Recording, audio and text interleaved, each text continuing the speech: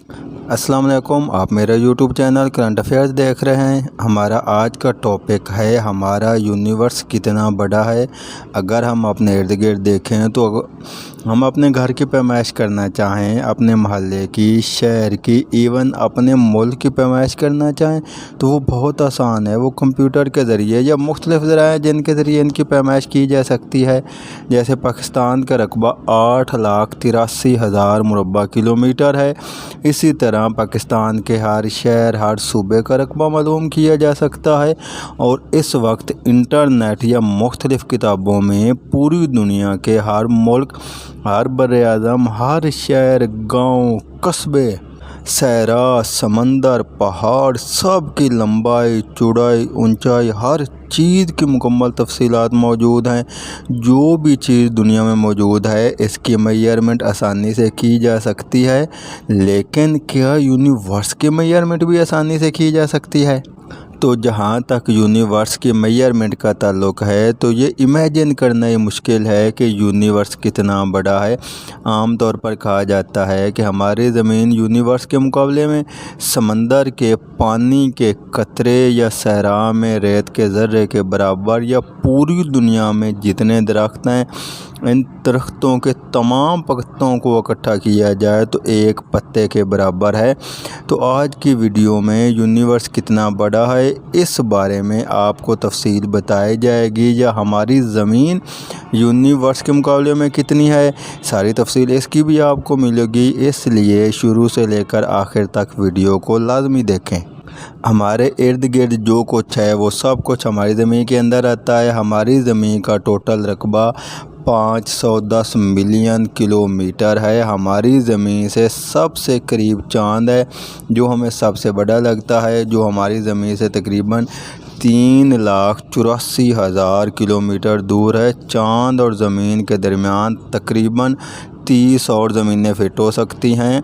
अगर 100 किलोमीटर फ़ी घंटा की रफ़्तार से ज़मीन से चाँद की तरफ सफ़र किया जाए तो भी चाँद तक पहुंचने में तकरीबन 170 दिन लग जाएंगे। चाँद से हमारी ज़मीन ऐसे ही दिखती है जैसे आम तौर पर खला से ज़मीन की तस्वीरें ली गई हैं, या मरीख, मुश्तरी वगैरह से हमारी ज़मीन बिल्कुल ऐसे दिखती है जैसे हमारी ज़मीन से ये सियारे एक नुक्ते की तरह नज़र आते हैं। मरीख की दूरी हमारी ज़मीन से 2.252.25 मिलियन किलोमीटर है। ये डिस्टेंस इतना है कि रोशनी को भी ज़मीन तक पहुंचने में 20 मिनट लग जाएं। खला में फासला मापने के लिए लाइट ईयर का इस्तेमाल किया जाता है। एस्ट्रोनॉमिकल यूनिट उससे भी बड़ा है। एस्ट्रोनॉमिकल यूनिट सूरज से ज़मीन के दरमियान फासला है। रोजर 1 को खला की मालूमात लेने के लिए खला में भेजा गया है। रोजर 1 ने खला में एक तस्वीर निकाली जिसमें एक रोशन नुक्ते को दिखाया गया है। ये रोशन नुक्ता कुछ और नहीं बल्कि हमारी ज़मीन है, वही ज़मीन जिस पर हम लोग रहते हैं, अपनी ज़िंदगी गुजार रहे हैं। यहीं जीना है, यहीं मरना है।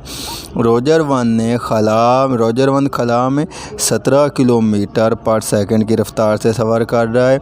सुनने में ये स्पीड काफ़ी ज़्यादा लग रही है, लेकिन अगर रोजर 1 इसी रफ़्तार से सफ़र करता रहा तो अगले 32 साल में भी हमारे निज़ाम शमसी को अबूर नहीं कर सकेगा। यहाँ पर फासला लाइट ईयर से मालूम किया जाता है। एक लाइट ईयर रोशनी का खला में 1 साल में तय करदा फासला है। ये फासला तकरीबन 9.5 खरब किलोमीटर बनता है। सूरज के बाद हमारी ज़मीन से सबसे करीब तरीन जो सितारा है वो प्रोक्सिमा सेंचुरी है।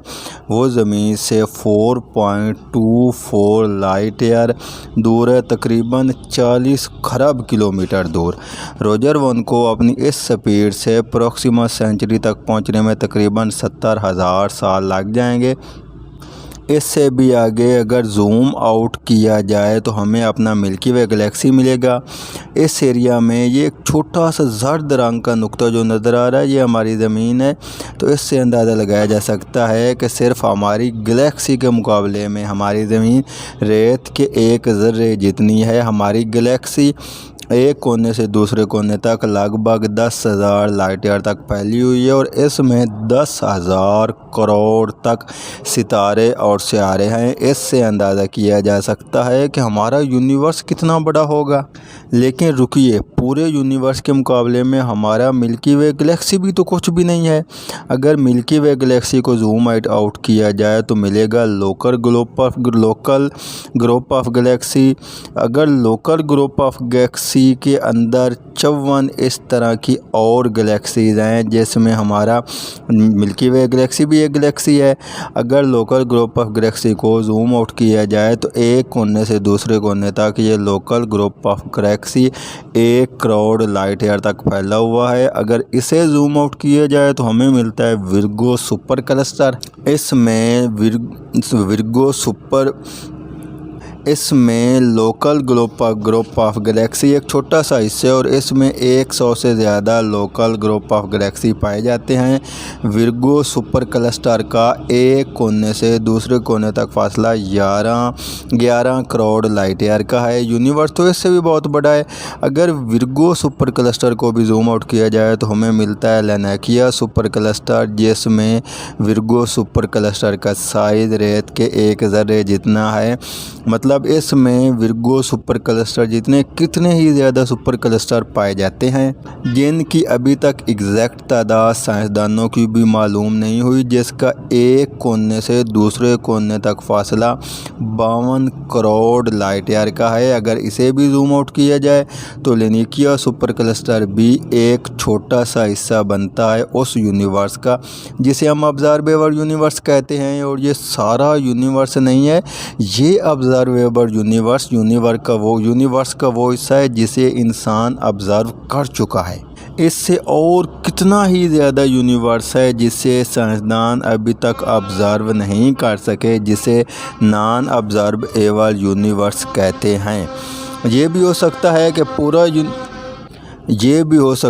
कि पूरा यूनिवर्स इससे भी कई हज़ार लाखों गुना बड़ा हो। लेकिन ये बात नहीं भूलनी चाहिए कि इस ऑब्जर्वेबल यूनिवर्स का सेंटर हमारी ज़मीन को अज्यूम किया गया है, जो असल में हकीकत नहीं है।